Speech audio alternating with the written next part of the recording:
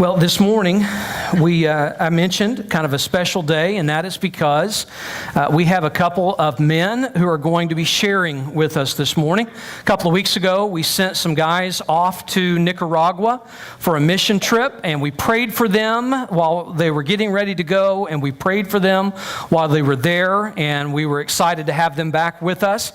And this morning, they're going to come and they're going to share a little bit about that trip and that experience with you. Now, I want to just share real quickly with you that a few years ago, really starting a while back, we have been looking as a church for a partnership on the mission field where we might be able not just to have a one-off mission trip where we go in and maybe hand some stuff out and hopefully share the gospel and then go away and never come back again. We've been looking for an opportunity where we might have a relationship with the people that we are ministering to. And so a few years ago, we set up something called Experiencing Missions as part of our budget, where we set aside money to help people, not just to support missions, which is a beautiful and great important thing, but to experience missions. And over the past 3 years, we have had something like 30 different people who have had the opportunity to go outside of the United States onto the mission field in different areas and participate. This trip that we are talking about this morning comes from a relationship that we have with Ministries of Jesus, which is a mission-sending organization here in Edmond. And we were very excited to build that bond with them and to send these guys off to kind of see, is this a potential partnership for us as a church? Is this something that we might be interested in?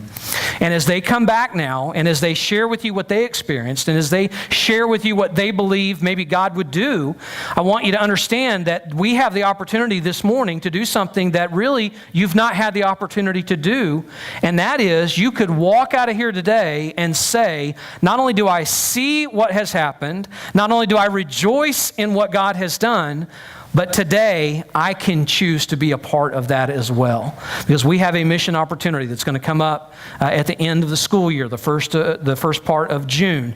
And if you are interested today, you'll be able to walk away and say, I would like to be a part of that. So an exciting morning for us as we do that, as we seek God's will.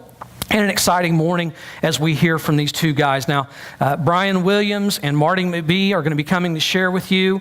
Isaiah 52 says, "Beautiful are the feet on the mountains of those who bring the good news." And that is symbolic. And I promise you it's symbolic because I've seen their feet and they're not all that special, okay? But they come this morning representing the long tradition of missionaries who have gone out into the world, taking whatever giftings God has given them and going to share the gospel with other people. And so I am very excited to have you hear what God has been doing in their lives over the last couple of weeks. So I'm going to bring them up. Let's welcome Brian Williams. Let's welcome Marty McBee as they come and share with you today. We're going to need a couple of these, I think. I don't think one's enough. One mic. Heck yeah. Good morning, everyone. Well, I'm Marty, and this is Brian. I'm sure everybody knows that. I'm just going to start out by a couple of things I wanted to say. And I met some new people in church this morning and tried to say hi to everybody. And one girl in particular in the back, I just said, hey, I haven't met you before. And she's like, yeah, this is my first time. And I said, well, really, you may want to come a different time. She's like, why is that? I said, well, the guy talking is not very good. So you still may want to come a different time. Well, hopefully we'll get something to you guys. I think we're going to start out with a prayer, and I think Brian's got something lined up. Loving God, we just come to you today just so grateful, so thankful for the opportunity that you gave us to go out and experience a time with you. God, I pray that you will be with us this morning, that we are able to somehow translate that to our church body, and it's not about me, it's not about Marty, or anybody that went on the trip, but about you and how we can serve through you, God. Just be with us today and be with those who are thinking about maybe participating in this in the future. I ask all things in Christ's name. Amen. All right, so we're going to go on to the first slide, and it talks about, are we controlled? Oh, good. All right, perfect. Wow, that's small back there. Okay. It talks about why. Okay, and why Nicaragua and why MOJ? First of all, let's talk about what MOJ is. MOJ is a place where they take care of people without money. And it's right here beside of us. It's here in Edmond. It's right beside Henderson Hills. And the thing I'll tell you guys is it is not Henderson Hills.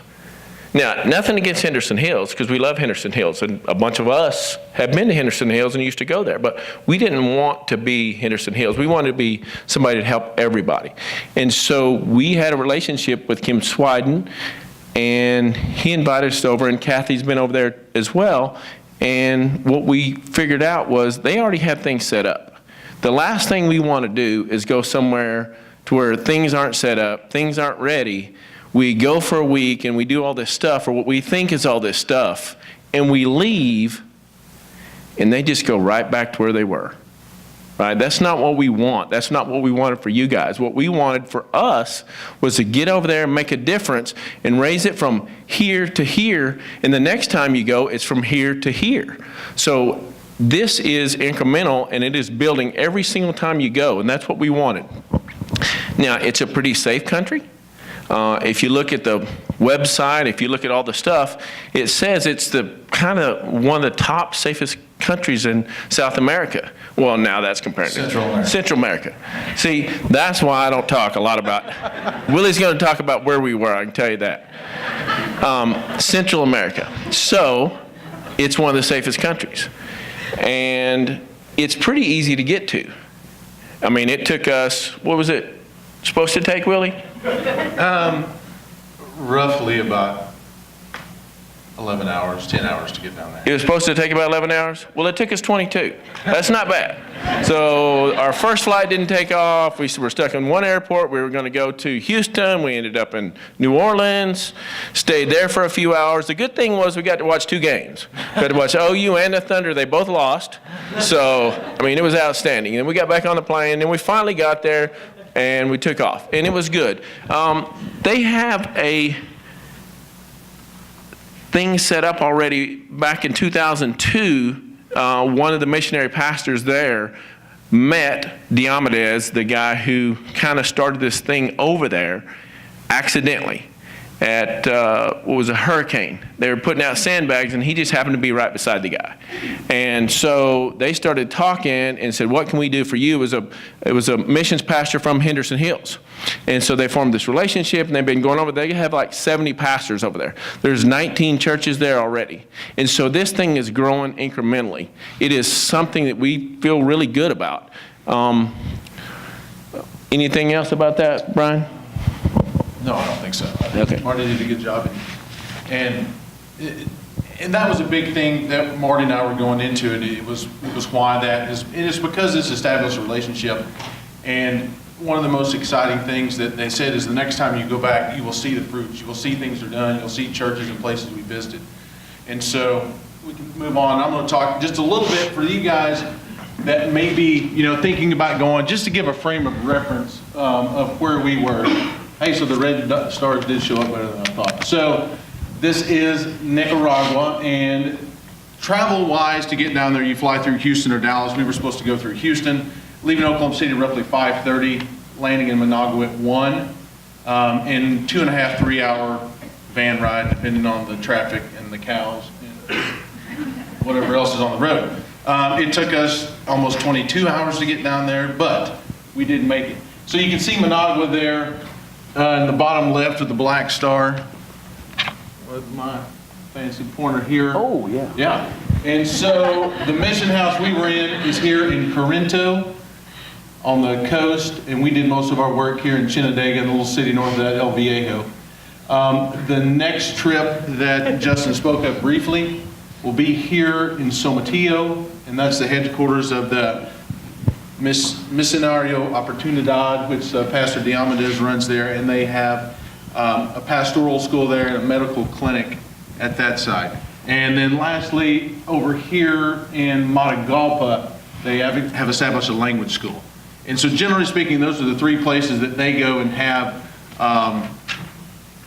places already set up for us to stay, accommodations, that's the word I was looking for. Okay. And just a zoomed in slide, as you can see, we were here in Corinto is where we stayed, and the clinics we ran and churches we attended were in the vicinity there of El Viejo. Chinandega was the next closest city that had the Maxi Pali, which is the Nicaraguan Walmart. And it is owned by Walmart. Okay. This is the accommodations. This is the mission house. It was built there in Corinto. And actually behind the house, there's an open air pavilion that they do have church service there. Pastor Ronaldo, is that right? Was there, and so that's where we stayed. Nicole, there we go. And just our accommodations, and back to what Justin was saying, I will attest to this. So that up top right is Marty and Steve and I's room. I was on the bottom bunk there. And although you have not seen our feet after 7 days together, that room had a definite aroma to it. I will tell you, if any of you ever spent much time in a locker room, it kind of had that smell to it. It did have an air conditioning though. Thank the Lord for that. And an open air mess hall. That was our first night there eating dinner. And plenty of rice and beans and rice and gallo pinto, which is rice and beans mixed together. So we had plenty of that, but seriously, the food was good. We had showers, your own room with air conditioning. So accommodations, we couldn't. It was excellent considering we weren't in a tent, we weren't, sleeping on cots. Relatively, what I thought we were getting into. Just back to the why. Part of that is we wanted someplace that everybody could go, and for this particular place, I mean, MOJ takes people from ages 10 and up. Now, let's be clear, if you're 10 and you're going with your parent. We're not sending some 10-year-olds over there, okay? But you can go at 16 by yourself. So it is a place for everybody. Now, I'm sure there's a max. We don't want to get into that just today, but I'm sure there's a max. If you can't get on the plane, you probably can't go. So. And then Justin stole a little bit of our thunder because he talked about the budget thing. About 3 years ago, in the budget, I mean, we always give to missions. We give to missions locally and through the state and all that kind of stuff, but we never had a program here. And, as the SPT, we decided and talked about it and said, this is important to us. This is a big deal, and we're committed to this. And so we committed about $10,000 a year at that time, and now it's 12 or 13 or something like that. And I need you guys to know that that's available so that when you're going on a trip, we have a missions committee that looks at that. There's a little form that you fill out and tell us.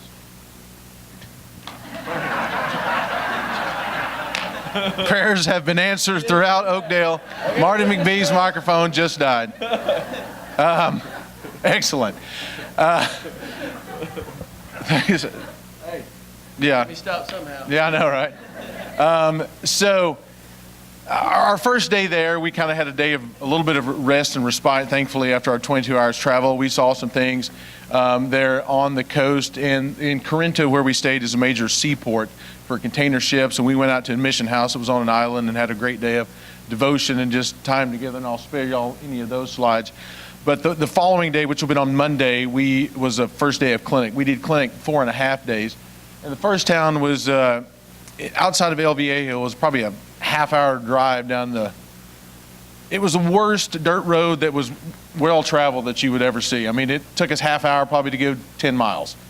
And in the middle of a plantain banana farm with sugarcane was this little village, Gancho de Mono, which means monkey hook.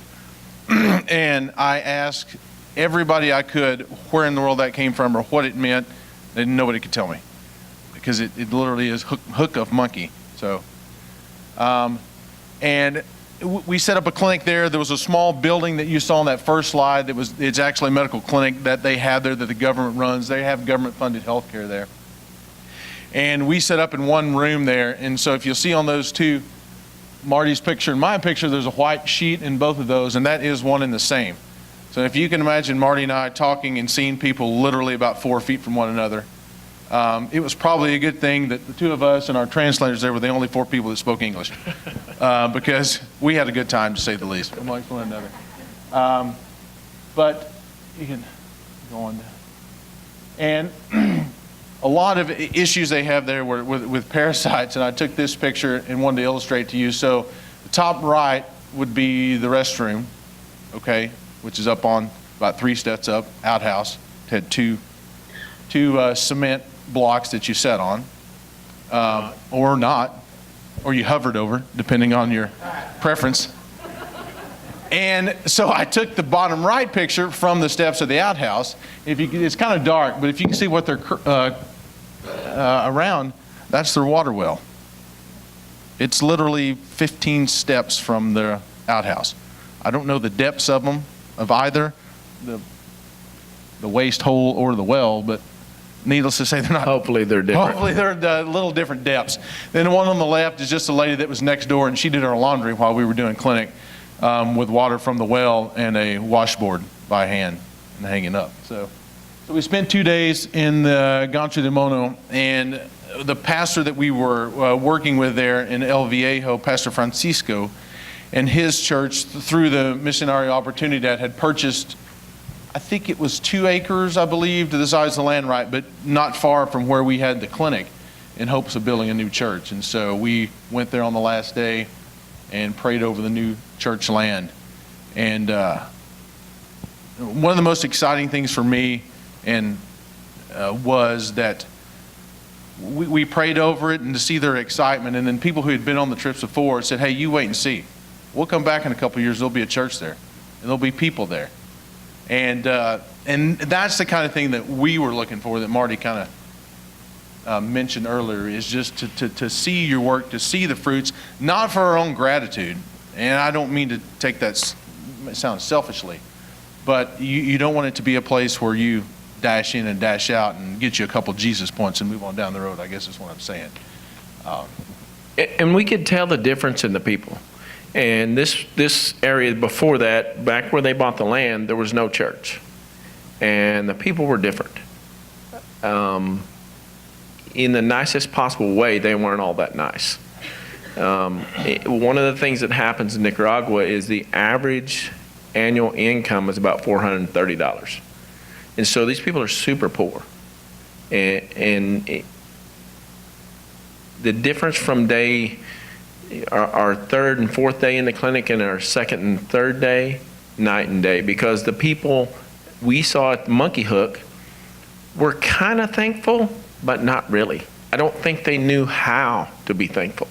Now, all the pastors and all those people were outstanding, but they were going into a place that was a different place. It was what they called, our pastors called those places spiritually dark, and they were. I felt it. So as we moved on, it was totally different. And we're going to really go ahead and talk to us about this. Yeah. Hey, can you back up a couple slides? Because one was pretty funny, just because Steve Boone's not here. One more back. So our daily travel. The Pastor de Amadez, which is in the top right in Somatillo, they have sort of set up a travel company that you can rent vans and trucks from. So we had a 15-passenger van and a little Toyota pickup that you can see Marty and Steve and I loading. And every day we had to load all the medicines and transport it back. But if you were wondering, my little selfie there was to see Brother Steve there in the back with, we had 23 people in the 15-passenger van. And that was 2 in the front 2 seats. The remainder, 21, were in the back. It was a little bit crowded. You get to know people quite well there. And I also took the picture of the top right, or I don't think I took it, but anyway, we're driving down the highway at about 60 kilometers per hour, and he's got a pen in his right hand taking notes on a manila envelope while we're driving. So some of their driving can be a little bit suspect down there. We played a couple games of chicken.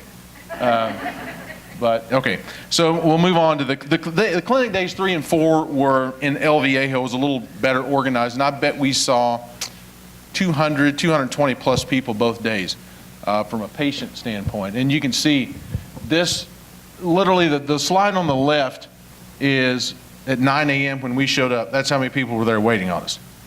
Because clinic was supposed to start at 9, and they were already lined up waiting in full force. And I think at 2:20 or something like that, they just cut it off and said no more. People get a ticket because they kind of know that, quote, the American doctors are coming. And so they want to be there. And kind of what we figured out, and we talked about it a couple of times, is we're the attraction. And in reality, what we're there for is to spread the word. Because, all the medicine we did, we saw between 800 and 1,000 people in those days. And, from a medicine standpoint, Willie and I both may have sent 1 or 2 people to the hospital. The people weren't that sick. They just want to see a doctor. And that was an opportunity for somebody to minister to those people. And they have that set up, and that's part of the reason we're talking about this. They have those 70 pastors, and a bunch of those pastors were with us. We can't speak Spanish. Willie thought he could, and then they started singing, and then he forgot all the words, and I'm like, I don't know what's up. But the thing is when we would see them, they would be there. Now I'm not saying we didn't pray with some people, because we did, but the backbone and the infrastructure is there. So we get those people there, and several people came to Christ, and there are several people that put their name on a list who wanted visited. And those guys go to their house and visit them. So it's a big deal. All those people got touched. And we'll speed up here so we can get Jim Dunlap to the buffet on time. So, I wanted to put a few slides up here to say, because a lot of people say, well, it's a medical mission, there's nothing I can do. And it couldn't be any farther from the truth. And you can ask anybody that goes. Yes, we had 2 physicians and a couple Nicaraguan physicians that worked with us on occasion. But you don't need a doctor to greet people or sign them in or to take a blood pressure or to play with children or to help pass out and fill out a form in the pharmacy or to talk to people through a translator. There's plenty of work to be done. And I'd almost say probably more work than what Marty and I did. He's kind of right. We're the circus that came to town to bring people in. And we'll wrap up, keep going here. So this is the church that we went to, and it's interesting that we sang Good, Good Father today. If you can see, you can't read it, but they had a projector, and up on the sheet there, the top line of that says, Eres buen, buen Padre. So that's Good, Good Father. And it amazed me, because I speak some broken Spanish. Medically I do okay, but they would say the words and I'd try to translate them. When you heard the song in Spanish, instantaneously I couldn't think of the English words. It was just like a mental block. And I will tell you, in the words of Pastor Kim, is what they lacked in musical tune or tone, they made up for in volume. Because we sat on the front row and I didn't hear for like 3 hours afterwards. They got after it now. And that's Pastor Francisco. And so, and his wife. And the next slide is just expectations versus reality. I'll put my 2 cents in, then let Marty talk. But I didn't have a lot of expectations. I had a lot of apprehensions. But needless to say, it exceeded those. And I'll pass one thing that Steve Boone couldn't be with us today, but I asked him, is there anything that I can convey to the church people for you? And he just said, tell them if they have the opportunity to go on a mission trip, go at least once. It'll change your life. And I truly, I believe that in my heart. Just from an expectation standpoint, I didn't have any expectations. And so, we don't have any expectations. You're really good at making your expectations. However, I did have some goals, and that's different to me. The goals I had, first of all, was to go and look and check and come back and report and say, is this a place we can take our church? Is this a place? That was the goal, to figure that out. And the last goal really to me was pretty selfish. It's about me getting closer to God. And I feel like I did that. And so what I'm mirroring what Steve said, if you guys have an opportunity, this is the time to go. And these guys are good people to go with. I feel very comfortable recommending this. Okay. And so we had breakfast with Justin the other day and kind of went over this and talked to us. And, a couple ways that we say this. Justin said, well, did you have a God moment, while you were down there? Was there one big thing? And I label it takeaways. Well, I had a couple things. So on the bottom left slide is just our last picture we took before we got in the van to go back home and fly home. Was, yeah, sure, Marty and Steve and I were together in the room, and I knew both of them pretty well going into it. But some of the discussions and visits we'd have, I guarantee you I created a bond with those guys that's even more than I would ever imagine. That's number one. Number two was the other 6 people on the trip. They're my friends now, and I wouldn't have told you in a million years that I would have made friends from a different church and strangers.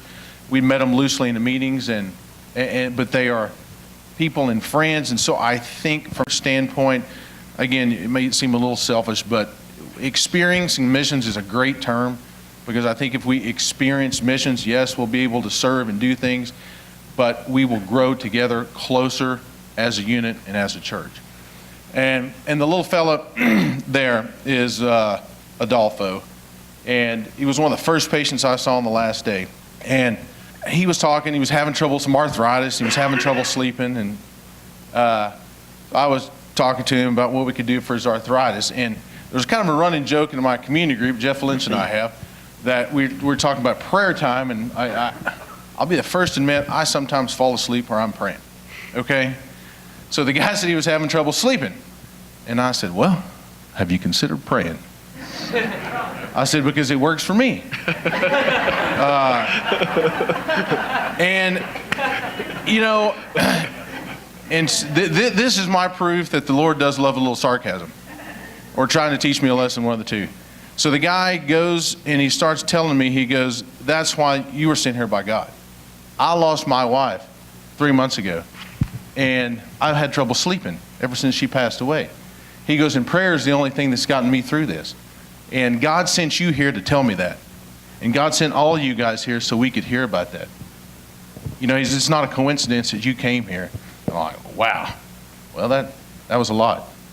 And so I asked him to take my picture, and so he pulls out his smartphone. He wanted to take one too, but that was a little bit for me. It was to have somebody look me in the eye, and it was as sincere as he could be, and say, you know, he'd lost his wife and was having trouble, and I didn't do literally medically anything for the guy, but he goes, no, that just confirmed it. That's why you were sent here. We were supposed to meet today, and it touched me, and I'll never forget that. And I would say probably my thing, and it's kind of crazy because it seems like you're there for this time. I think we were there a week, and it doesn't seem like that long, but it does. And in the last night, we had a service, and you know, it's supposed to last an hour. We'd been out all day. We're a long ways away. We come back. It's supposed to be at the house that we're at, but somehow they changed it to a different place. So now we got to get back in the car in 30 minutes and drive another 30 minutes somewhere else. And so we're kind of tired, and we get there, and you know, we go back to the same church where all the pastors were that we met, and they're singing this music, and part of the takeaway that I got is their style of worship. And Willie talked about it a little bit. And what happens there is they have these huge speakers. And I mean, like, they're as tall as that, except for they're not on a pedestal. They're like speakers, and it's small. It's about the same size as the middle of our church, and it is so stinking loud. But the interesting thing is this, is when the lead singer stops singing, you know how it's kind of quiet in here? It's not. It's not quiet. They are singing and rejoicing and honoring God at the top of their lungs. And so that was just a big moment for me to realize that when I'm here, man, sing a little bit. And I think Christine kind of realized that this morning, because she kept looking around like, giving me this face, you're a little loud, you don't sound that good. And so he definitely needs to make it up in volume. Yeah, I got to go volume. And the last thing they did was they said at the end of the services, we'd like to pray for you guys. So we all came up to the front, and they came and prayed for us. And one of the guys we saw up there is the pastor of the church, and his mom, who started the church, came to pray with me. I'm like, I'm a little nervous. And so she puts her hand on us, and we go through 2 songs, and she prays for me for 2 straight songs. 2 songs. Like, I don't know what any of the words are, and I don't know anything she's saying, but I know everything she's saying. You know what I mean? And that's what it was. It was crazy. It was amazing, and she just prayed and prayed and prayed, and I was like, I'm really scared now. And then we're done with that, and they said, okay, you go pray for somebody. I was like, I can't pray for anybody. I just got prayed for 10 minutes straight. What am I going to do? I'm looking for like an infant to pray for. So anyway, that's really, I would tell you guys that this is a place for us. And Peggy, who went with us, is here. She's from Henderson Hills.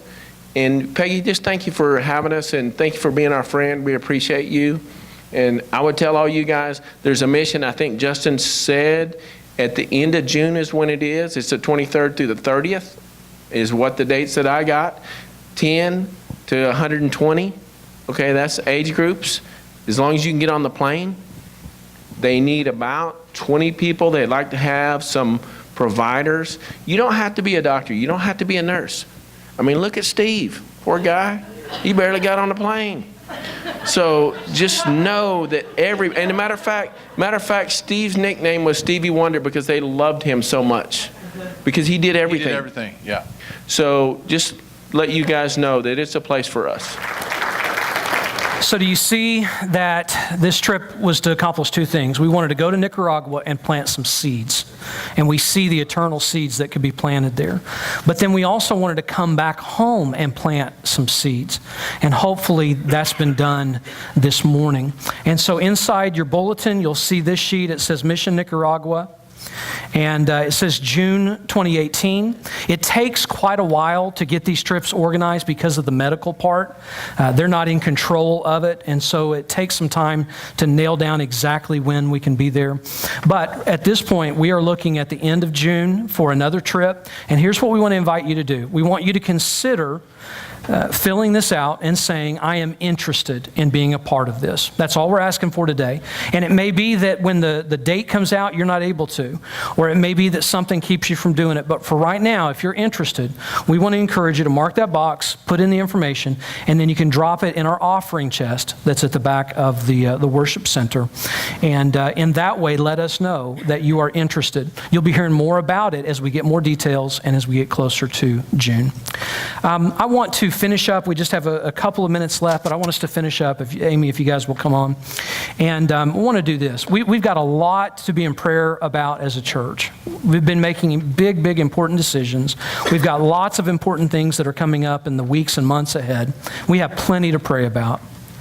We also have this to pray about and to say, maybe God is working in my heart. Maybe I feel like He's saying this is something I could be a part of. And then we also have these guys that came back from this trip, and I want us to pray for them as well.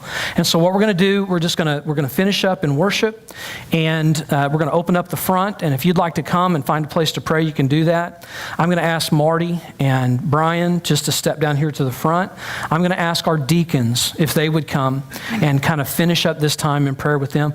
I don't want to embarrass anybody, but I know some people were invited from the mission trip. You mentioned Peggy.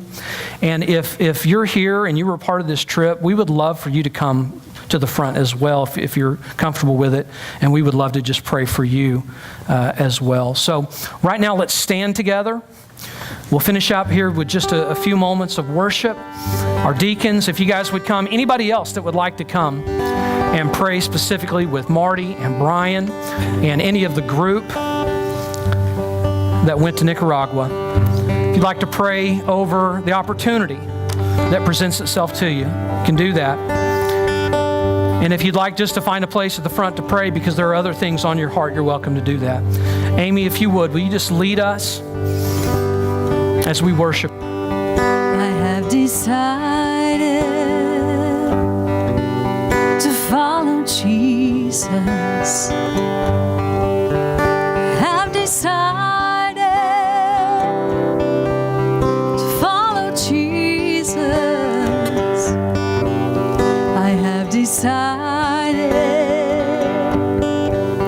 to follow Jesus. No turning back. No turning back. The world behind me, the cross before me. The world behind me, the cross before me. The world behind me, the cross before me. No turning back. No turning back.